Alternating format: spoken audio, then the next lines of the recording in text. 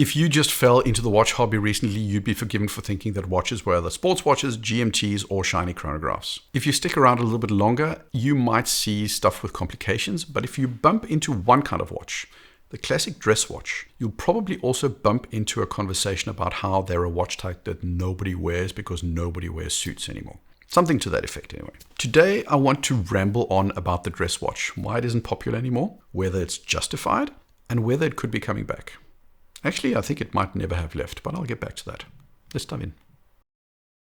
Let's go through a couple of definitions of dress watches. Crown and Caliber says a dress watch is the simplest and most elegant of all the watch types. It is fuss-free and minimalistic, designed to pair perfectly with more suits, jackets, and more formal attire. The dress watch is a traditional and beautiful tribute to the art of watchmaking. The characteristics of the dress watch. It has a slim profile as opposed to their sport model cousins. This allows for an appropriate fit under a shirt cuff or other formal style attire. It has a smaller or average case size. Most dress watches fall in a 34mm to 40mm case size. I'm just reading here. Dress watches are typically outfitted with a leather strap. These can be textured or smooth. However, a few models will come with very slim bracelets. Finally, the dress watch often times comes in precious metals like white, yellow, and rose gold, or even platinum. Fratello Watches says a dress watch is usually elegant and thin. It comes on a leather strap and lacks sport-focused complications and water resistance. Instead, you may find more fancy complications such as moon phases or a tourbillon. Some say it should not even have a seconds hand. There's no formal definition. There's no law of what a dress watch is. Let's be completely clear about that. But most definitions lean into descriptions of an incredibly simple watch in a small size with a leather strap. It can have complications, but the greatest purists will say it should have a white dial, hours, minutes, and nothing else. Great examples of this definition are a basic reverso monophase, a Cartier Tank, a Patek 611G Calatrava, a JLC Master Ultra Thin, or a Junghans Max Bill. Those are as close to purist dress watches as you can get. Now, just to prove a point, I think it's relevant to illustrate how quickly a watch ceases, for some people at least, to be a dress watch. IWC has the Portuguesa, which was originally intended as a larger size, larger style dress watch. But precisely because of that larger size, a lot of people say it's not a dress watch. From the same brand, an IWC Pilot Mark 20 isn't a dress watch either. Its numerals are too legible, the hands are too chunky, the case is too rugged. Even the leather of the strap is just not dressy. They like the difference between a pair of Red Wing boots versus the leather you'll see on a pair of John Lobs. I've also got a personal example of this, which is the 5212 from Patek. It's a weekly calendar and it's a gorgeous watch, but it's simply because there's so much going on the dial. I don't quite feel you can call it a dress watch. That's me at least. I'd call it a complicated watch or a weekly calendar watch, but I personally wouldn't use the word dressy because it lacks the inherent simplicity and restraint of what I sort of mentally picture as a dress watch. Now, it doesn't matter whether or not one or the other is a dress watch. The point is, despite the lack of an agreed definition, it's regulated fairly strictly by people's own perceptions. Now, as to your perceptions, if you enjoy this content and feel it's worth your time, I'd really appreciate it if you hit the subscribe button. It's, like I said, massively appreciated. Thanks. So why is the dress watch dying? The simplest explanation is that nobody wears a suit anymore. That's the most common explanation also. I think there are other reasons which I'll get to, but there is some truth to this suit thing. As the working environment changed, clothing both at work and in private became, increasingly casual, and other kinds of watches fit better in those environments. To this day, if you Google watch to wear with a suit, you'll get variations of do's and don'ts that tell you how you can only wear a dress watch with a suit. You can never wear a diver, never wear a chronograph, a pilot or a field watch, and God forbid you should never wear a smartwatch. Some of those guides refuse to allow you to wear a dress watch with anything but a suit, where others will let you go a little bit further. However those guides are set up, the most versatile watch is almost always the sports watch or the casual watch. The casual watch, the diver, the chrono, they just get more leeway and they generally get the nod in terms of matching best with what is considered to be the most common kind of attire today. In the example I've got on the screen right now, the diver gets ticked as okay for everything except the black tie event. Essentially the one thing that most people are least likely to ever be exposed to, bar maybe, their own wedding. And even there, people likely won't really care that you wore a Submariner instead of a Rolex 1908.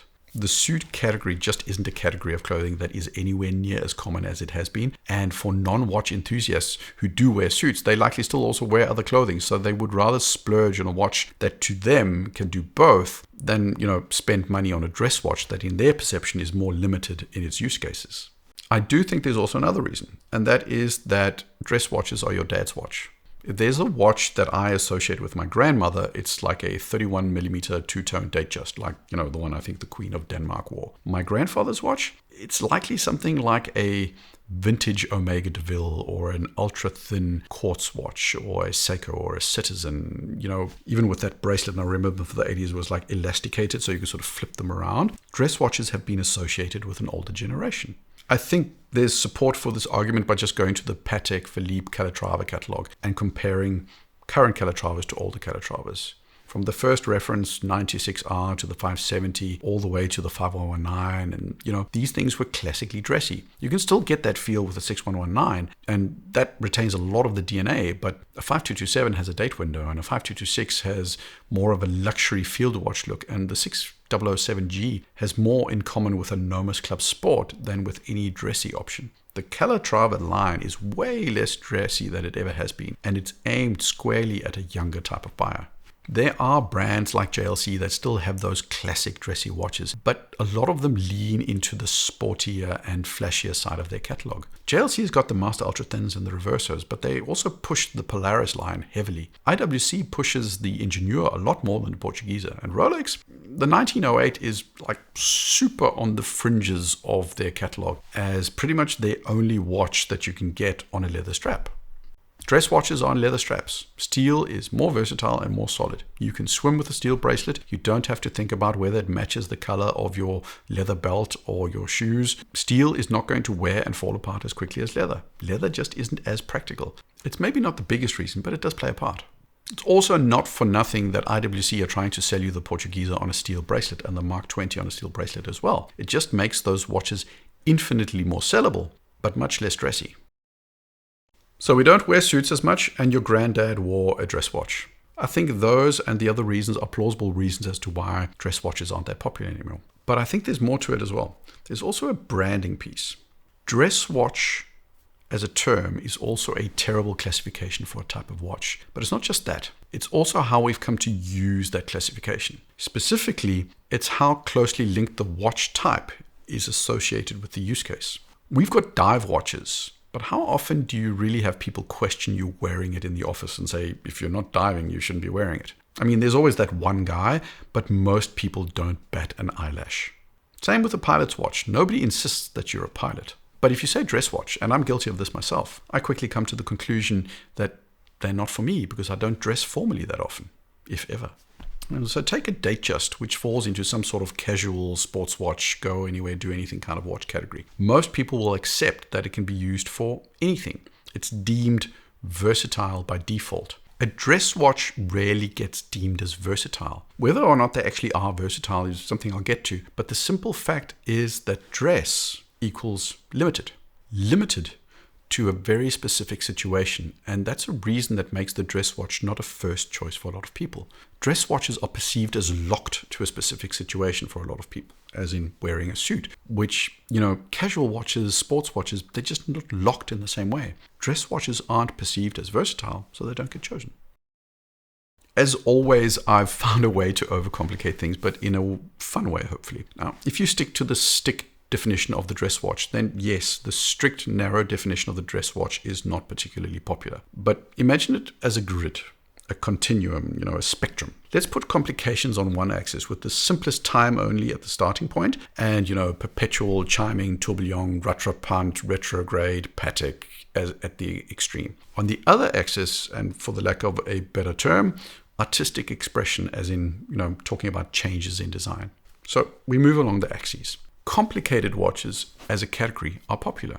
The 5212 that I didn't call a dress watch, popular. The 5205, a Vacheron Moonphase retrograde date, those and a lot of others will get a pass despite their dressiness. The reason they get a pass comes down to the fact that they have distanced themselves from that limited dress starting point. The addition of complications is the reason that they're getting bought. The fact that they are actually quite dressy, the fact that they are impractical with leather straps, and the fact that they're something grandpa might actually wear take a back seat because they're expensive and they're exclusive and they're not limited to dressy scenarios. Just ask John Mayer and Ed Sheeran. And, they're bought for the complication and to some extent the specific logo on the dial. Luxury, complicated watches can and are worn outside of the realm of the suit, and it's accepted that you can do that. Now, the same goes for the other axis. There are dress watches that have a lot of artistic expression. It's the LUC XPS in forest green with a sector dial on a strap that has more in common with a Hamilton khaki strap than a JLC gloss alligator strap. It's a Nomos Tangente with a big old Bauhaus vibe, big numerals, blue hands, cordovan strap. It's a watch that's at home with a suit, but I've seen enough advertising executives with cute little neckerchiefs and barber wax jackets wearing that watch that I know they don't feel it's exclusively limited to a navy two-piece suit and Oxford brogues. It's also watches from Furlan Mari that have the restraint of so many dress watches, but they add color and sector dials and more contemporary strap styles. You might feel that I'm being overly loose with the dress definition, but I really don't think I am. On a continuum, it's more of a question of more or less dressy and not a binary of dress watch versus not a dress watch. It's just like a field watch is no longer a field watch the moment the case becomes fully polished, and a dive watch with under 100 meters of water resistance, a lot of people immediately disallow it as a dive watch. The whole point is that it's a fickle definition, and most of what goes into a Furlan Mari Disco Volante is dress watch DNA with a twist, and the twist is the key. Seeing dress watch as a binary, I think, is wrong. To me, it's more of a spectrum from the ultra-formal, ultra-restrained, ultra-simple archetype to those more creative interpretations. And when you see it as a spectrum, then the dress watch has a huge life and a huge audience. Complication watches are always going to have an audience because they're expensive. There are customers for perpetual calendars and chiming minute repeaters and platinum case world timers. It doesn't matter if they're dressy or not, as long as they have just a little bit of contemporary styling and they're coming from a brand that is seen as desirable, they're going to be doing fine. When it comes to the artistic expression watches, those watches that are on, the dress spectrum, but not necessarily at the core dress archetype, it's a little bit of a different proposition. They're clearly becoming more popular after having been, in the shadows for quite some time. And you know who you are. You're going to rush in the comments. I'm going to say it. Studio Underdog and Watermelons, Furlan Mari with Disco Volante watches and Baltic with MRO1s. They are increasingly popular. There are people out there that are choosing something other than a Formex Essence and a Tudor Black Bay or an Omega Aquaterra. Like I said, if you're a purist, then those watches aren't dress watches to you. But to me, they illustrate how a dressy watch can be popular because they all have some things in common. They all start with the dress DNA.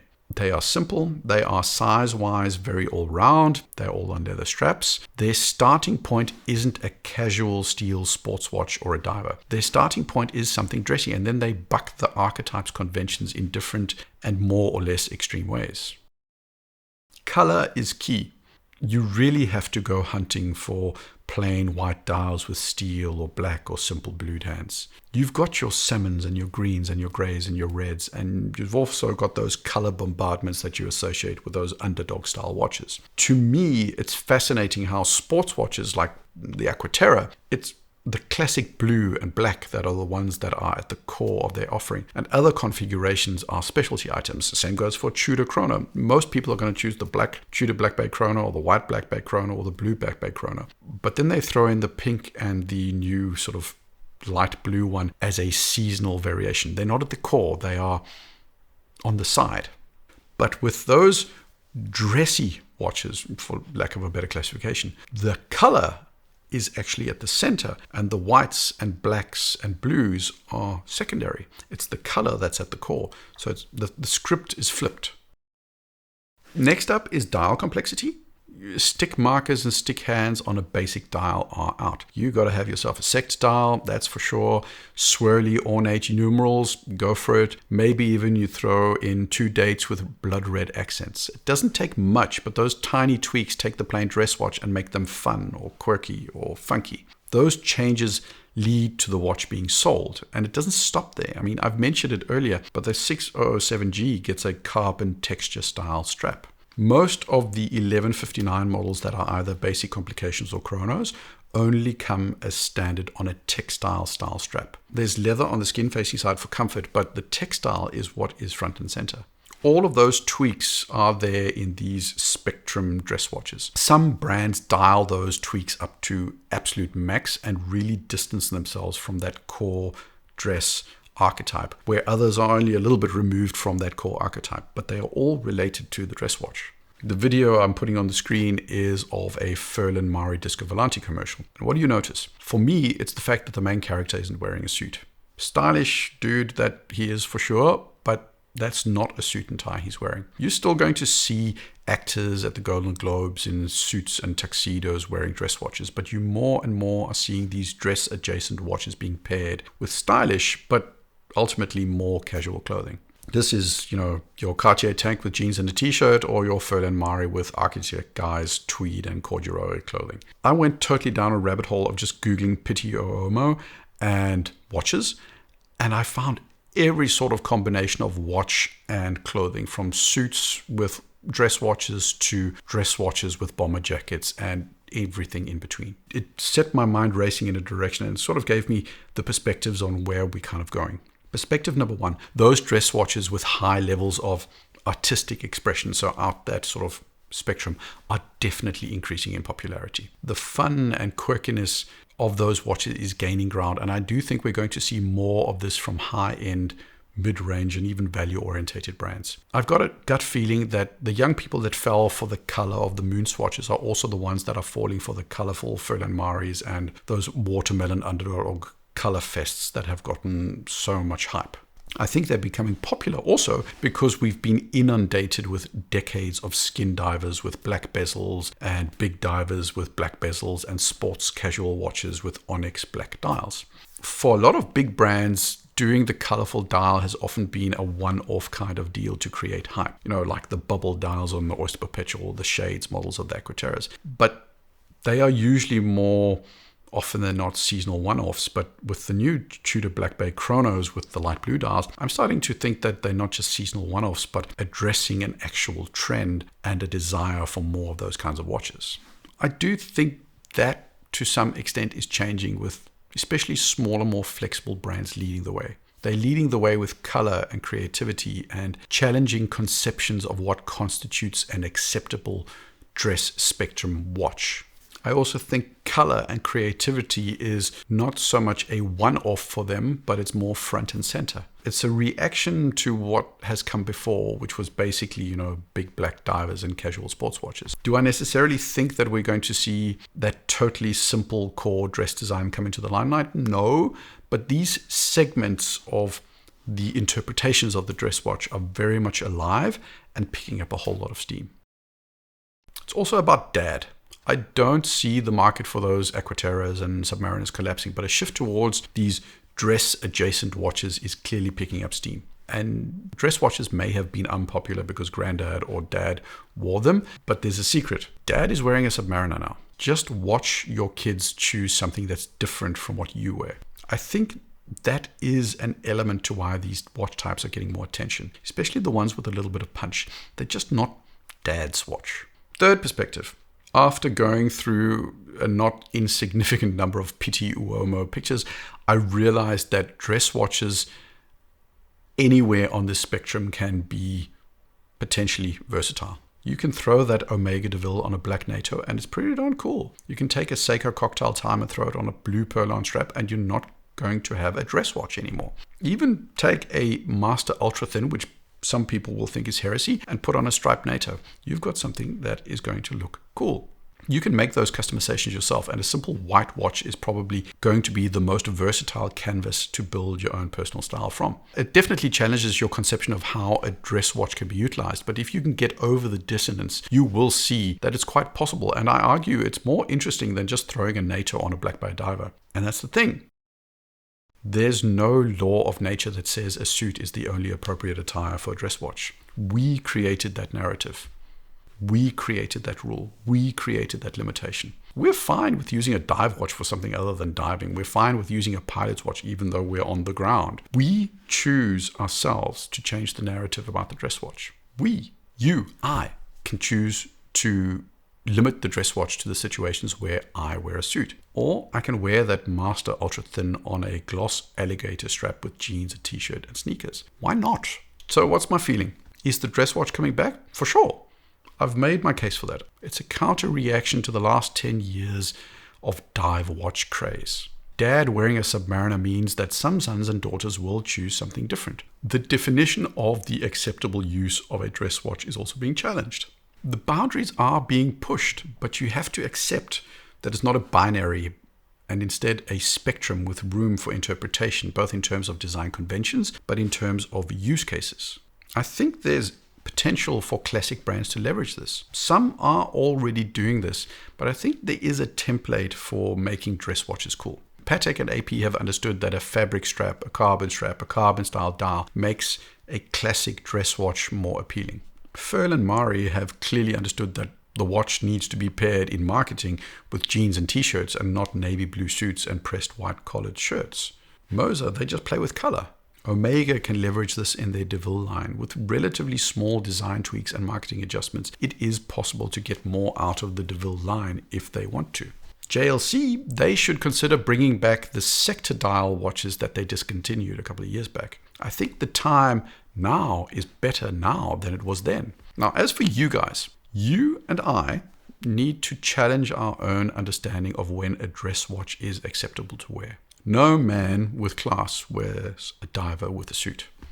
I get those kind of comments every now and again. And to them, I say two things. One, no man with class judges another man based on how his watches matches with certain attire. And two, wear whatever you want, whenever you want. This year, I'm going to get over my limiting thinking about dress watches. I'm going to wear them, and it won't just be with a suit, because that rule is stupid.